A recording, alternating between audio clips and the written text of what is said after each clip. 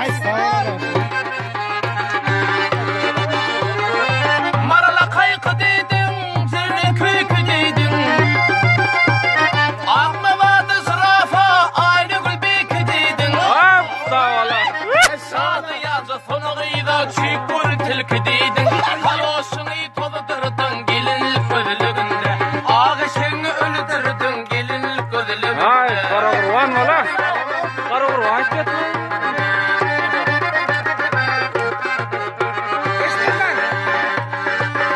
Eldar. Ay cemalı Hani Eldar aman oğlum. geleceğin yalı tacık Eldar dedin. çık. Gül vakara tılağa göker keltecik dedin. Şeperelli begüle böven halta tuttuydun. Ağaçını öldürdün gelinlik gözlüğünde.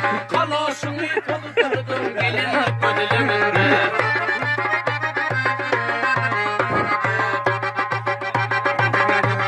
Mehmet'in kıyılarıma pahalı verdi bir çette. O vakilin halıma uğradı sen çok bette. Ay. Şavayın eti dağlar kuyruğu buldu çıktı. Bak eşekten giyin atsın gelinlik gözlüğünde. Eşekten de kuyruktan gelinlik gözlüğünde.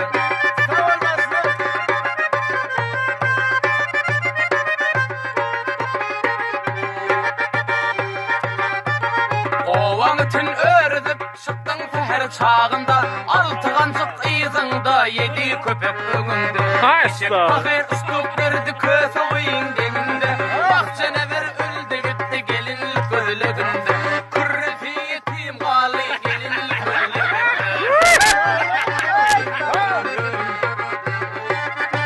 Aksın toy kıymadan ya.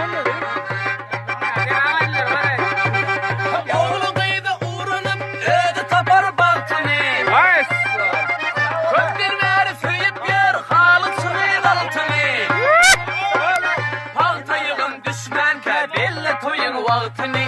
Ulu ile belli oldun